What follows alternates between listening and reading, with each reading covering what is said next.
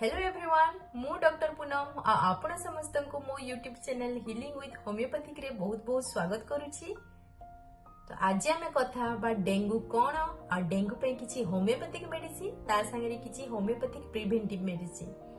तो आसंतो स्टार्ट करिबा वीडियोटी। तो एबे जानिबा डेंगू कौन। डेंगू को आमे ब्रेकबोन फीवर भी कहि थाओ। एटा गोटे प्रकार वायरल इन्फेक्शन जोटा एडिस मशा कामुड़िबा द्वारा स्प्रेड होइथे। एडिस मशा को आमे ओडिया रे बाघुआ मशा भी कहि थाओ।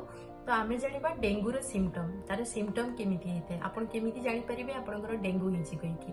जदि आपनकर बहुत बेसी टेम्परेचर रहिबो बहुत बेसी ज्वर हो जाइछि ज्वर कमुनी टेम्परेचर 103 रु 104 भितरे रहउछि टोटली ड्रॉप होउनी ता संगे आंठू गट्टी रे बहुत बेसी दरज रहिबो बहुत पेन होतबो ता संगे मुंड बिंधा थिबो आखि रे पेन होबो तापरे आपनकर बॉडी रे रेड रेड स्पॉट सब होई जिवो रैशेस होई जिवो सेमिति जदि हेछि आपण जानि परिबे आपनकर डेंगू हिची कहिकी। आ गोटे गोटे पेशेंट रो एमिति हेथे कि पेट बिंधा हबो बहुत बेसी पेट बिंधा हुए तापरे ब्लीडिंग हेथे नाक रो दांत रे ब्लीडिंग हेथे सेमिति जदि होछि कि ता संगे आपनकर प्लेटलेट लेवल भी कम हो जाइथे बीपी कम हो जाइथे सेमिति जदि हेछि तो आपण माने जानि परिबे कि आपनकर डेंगू हिची कहिकी। तो एबे जानिबा आमे प्रिवेंशन केमिति नै परिबा। फास्ट तो आमे हम घर चारिपाख सब बेले क्लीन रखिबा कोठी भी गोटे जगह बेसी दिन पर्यंत पानी जमा होगी रखा देवानी सब बेले क्लीन रखिबा। ता संगे आमे जते बेले भी बाहर को जाउजंती एई मसाटा एक्चुअली स्पेशली सकाळ टाइम रे संध्या टाइम रे बेसी बाहरंती। तो जते बेले भी आमे बाहर को जाउछे फुल स्लीप रो ड्रेस पिंदी की बाहर को जेबा पे चेष्टा करिबा। फुल बॉडी कवर करबा पे जते पॉसिबल होची फुल बॉडी कवर करबा पे चेष्टा करिवे। ता संगे जदी छोट पिला को भी जदी बाहर को छाडु जंती तो ताकू भी फुल स्लीप रो क्लोथ पिंदी की छाडंतु। ता संगे फुल जते पॉसिबल होची बॉडी कवर करबा पे चेष्टा करंतु। ता संगे जदी पॉसिबल हे परिबो जो रोल ऑन आ ओडोमस रो सब जो मस्किटो प्रिवेंटिव सब जो आसे से गुडा को यूज करि परिबे। ता संगे जते बेले भी आपण सोइबा को जिबे सब बेले ट्राई करंतु मशारी लगे कि सोइबा पे चेष्टा करिवे। नेक्स्ट आम जाना होमियोपैथिक प्रिवेंटिव मेडिसिन। जदि आपण आखपाखे क्या डेंगू होती आप जापर तो आप निश्चय होमियोपैथिक मेडिसिन यूज करंतु जोटा बहुत ही बढ़िया काम करें। फास्ट आम होमियोपैथिक मेडिसिन हूँ यूपिटोरियम 200 आ गोटे मेडिसिन हूँ आर्सेनिक 200। तो यह आप वीक्रे गोटे दिन ही नेबार अच्छी। तो केमिति यूज करेंगे फास्ट यूपिटोरियम 200 को सकाळु खाली पेट रे 2 बूंद नियंतु आ आर्सेनिक 200 को राति टाइम रे 2 बूंद नियंतु। आ जदि आप 10 वर्ष कम एज रो छुआ को दउछंती तो निहाती ताकू गोटे ड्रॉप ही देबे यूपिटोरियम गोटे ड्रॉप सकाळ टाइम रे आ आर्सेनिक 200 राति टाइम रे गोटे ड्रॉप देबार अछि।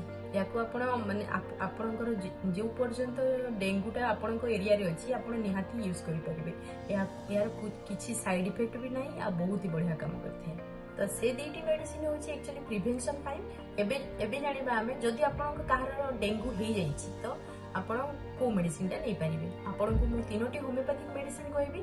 फास्ट मेडिसिन हूँ इचनेसिया मदर टिंचर जोटा कि आपणकर इन्फेक्शन को कम करिथाय ता संगे आपणकर फीवर को भी कम करिथाय।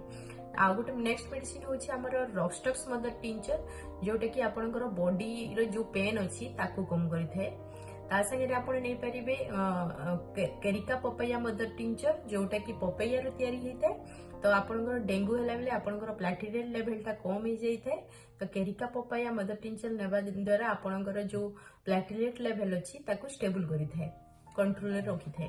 ता संगे आपनकर जो बॉडी रे जो रेड रेड स्पॉट सब हो जाइछि ताकू कम करिवारे हेल्प करिथे। एबे हमें जानिबा मेडिसिन केमिति यूज करिबा। तो मु आपन को जो तीनोटी मदर टिंचर कहली जोटा होइछि echinacea mother tincture rhus tox mother tincture carica papaya mother tincture तीनोटी मदर टिंचर को आपन को भी होमियोपैथिक मेडिसिन स्टोर नै आसंतु। तापरे आपन कोन करिवे ता संगे गोटे खाली बोतल नै आसीबे। तो सेटा भी मेडिसिन स्टोर ही कहले दे देबे से माने। तो खाली बोतल गोटे नहीं आसीबे तो कौन करिवे ताकू तीनोटी मेडिसिन को आपन को समान परिमाण रे मिक्स करिवार अछि। जेमिति कि 20 ml जदि आपण इचनेसिया मदर टिंचर नउछंती तो 20 ml रॉक्सटॉक्स मदर टिंचर नियंतु ता संगे 20 ml carica papaya mother tincture नियंतु। तीनोटी मेडिसिन को भल से पूरा मिक्स करंतु।